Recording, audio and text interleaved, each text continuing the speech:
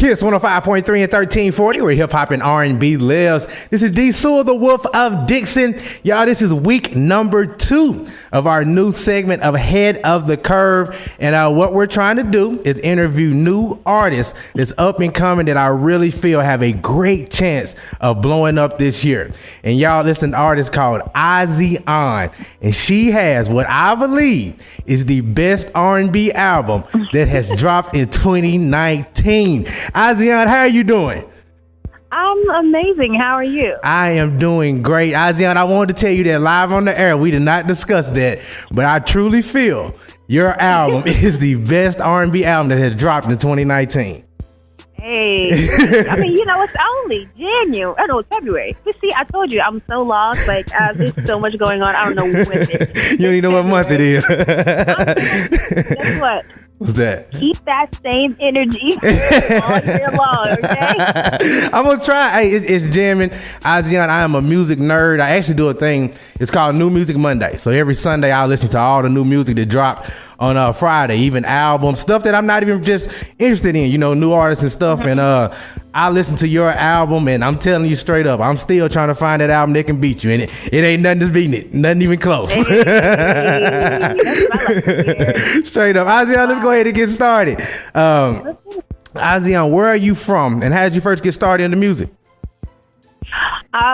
Okay, so where I'm from is such a complicated thing. I was born in New Jersey, but then I was raised in Charlotte, North Carolina, Charleston, South Carolina, by way of Atlanta. I kind of stayed in all three of those places like the same amount of time. Okay. So it's like, I'm just from the East Coast. I'm an East Coast baby, up and down the whole thing. Yeah, and I got my northern street smarts, but I'm like a lady, like a Southern belle. I got you. And all of that mixed in. I started off as an artist at 15, and I was actually doing really well in the Carolinas. I had a song on the radio, was doing great, but I was 15. I didn't even know who I was for real. Like, yeah. So what could I really be singing about?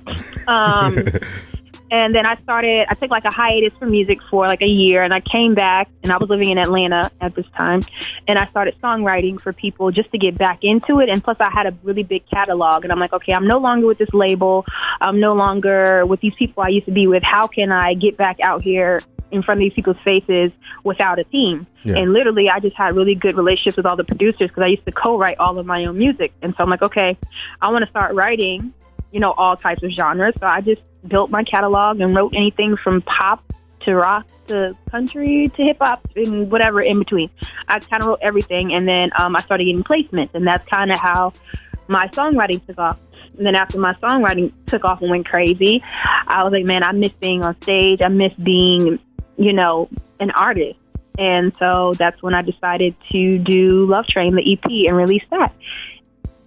That is and that's kind of that is summarized super dope. Version. It is. One part I do want to go in depth on in that part is the songwriting. So how do you really get into that, and how do you make connections? Like, I'm just looking at if you're somebody right now that's listening and you got all these songs collected. So what do you do next? Like, how do you really get into that, and who do you talk to?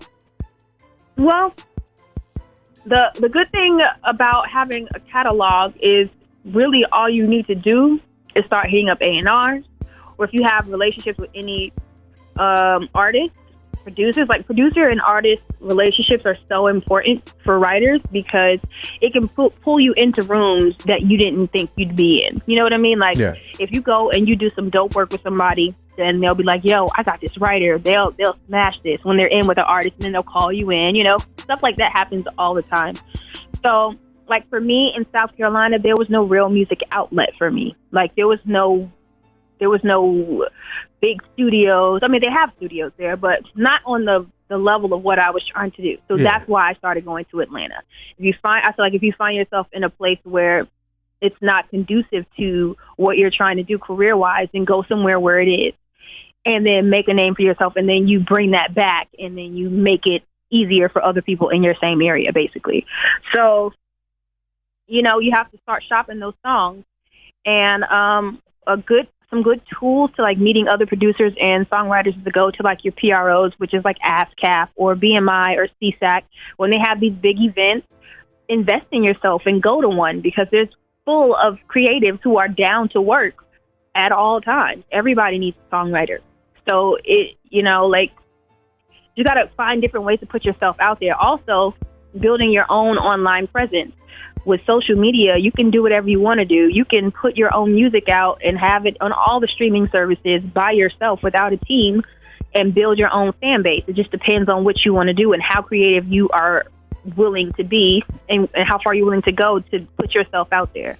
Asiahn, I'm gonna tell you straight up, you dropping gems. You doing that. We appreciate that, but that is nothing but big facts right there. Asiahn, at one time you were going by Asiahn Bryant, right? Yeah, it's a nickname because I got so tired of people butchering my real name. And like when I first started, when I was an artist at 15, we didn't really have social media like that. So there was no way for me to be like, hey guys, this is how you say my name. So I had a song on the radio and they were like, Asiahn, Asian, Asiahn, Asane. I'm like, where are you even getting some of these letters from? Like, my name is spelled nothing like this. So I shortened it to Asia to make it easier for radio people, and then it just kind of stuck, and all my teachers called me Asia, all my friends called me Asia. It was like, whatever. It was a nickname. So what happened and how I went back to Asiahn is I went through a heartbreak, and I feel like you lose yourself sometimes in relationships, and then you get broken down. You have to build yourself back up. So I did that, went through that whole situation, and then it's like, okay, and I made Love Train, and they're like, I'm going to introduce myself as an artist, and this person this time is 100% me. Nobody else say, hey, go do this. Like, as when you're a child and you're an artist, people will try to tell you what to do or make you into something that you're not necessarily.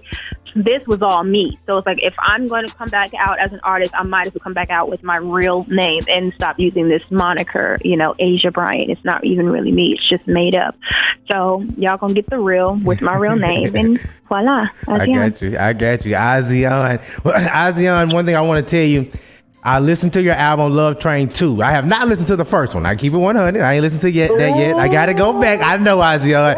I did my homework, listening to your past interviews and your album, but not the first one yet, okay? Okay. I get a B- on my homework. What I need you to do is go listen to Love Train from top to bottom, then listen to Love Train 2 right behind it. It's literally an entire story. Love Train 2 picks up where I left off at Love Train. It's a whole journey of love, the ups and downs, the in-betweens. That's all it is. So you got to listen from the top to the bottom. You get the whole story. And then you'll be like, dang, so what happened next? Asiahn, you just made me feel bad because I'm going to be real. Anybody else who hasn't heard Love Train, go get that experience. Sit down, get you a glass of wine or whatever your choice of drink is.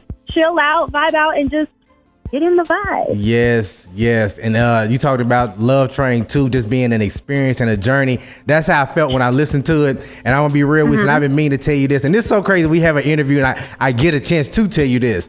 When I first listened to it, the first vibe that I got, it reminded me of when I first heard SZA, and it reminded me of when I first heard Her. But you gave me that exact type of feeling, and I'm being for real. Asiahn, everybody that I can find, I'm just like, have you heard this new artist? And check this out. But I mean, you gave me that same type of feel, but I feel that you're on your way just like they are. And I just want to ask you the process of putting that project together. Like, what was your mindset of doing that? Well, I knew that I wanted to be a journey through love, and literally I pulled from my own experience. Like, everything I write about is completely true about things that I've experienced personally. That's why Love Train is so personal to me, because I actually went through it, the ups and downs and all of that. So I'm literally going back and pulling from my life to write the story. And then, like, the way I set the songs up and how they go in order are literally just telling the story from song to song. And that's kind of how I did it. Like, the first project, Love Train, I did in a studio with my engineer, and Cardiac produced everything on both projects. On the second one, I recorded myself. So I recorded my entire album by myself in my house. I just really took the time to get into it, see, what I wanted to say, set the songs up the way I wanted them to go, and just really vibe out. And that's how I did it.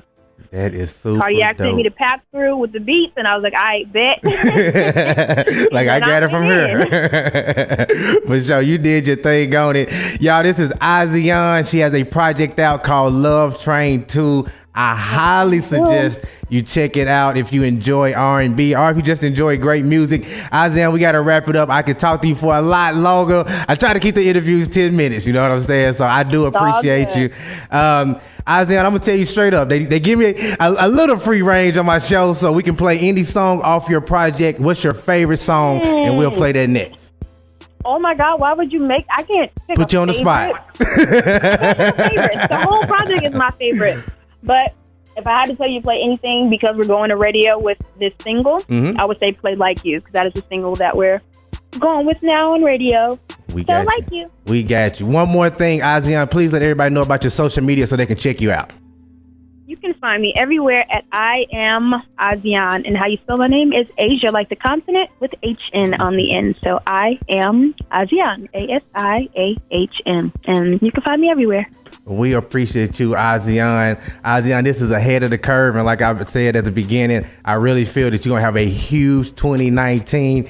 I just think enough ears. Thank you so much. Just haven't heard it. Once it get to where it need to be, Asiahn, I feel that, like I say, you'll have a similar trajectory as SZA and her. I really feel that deep down in my heart. It's already going crazy. I've been on billboards in Times Square in Toronto. I don't even know what's going on in my life right now. I'm just like, okay. I love hearing that. I do, Asiahn. I'm your biggest Arkansas fan. Come down here and see what y'all got going on. Straight up, for real. We appreciate you, Asiahn. And I'm Thank you for having me. Asiahn, no problem. One thing, can you do me one favor, okay? What you need? When you blow up, don't forget about me. I just need one interview when you blow up, okay? When you're a Grammy Award winning, singing all that. You're the first DJ. That's what I want to hear. Arkansas, who's ever reached out to me. How can I forget you? That's what I want to hear right there. Well, we appreciate you, Asiahn. We do. We do. Well, we're going to let you go. And y'all don't go anywhere. This is KISS 105.3 and 1340.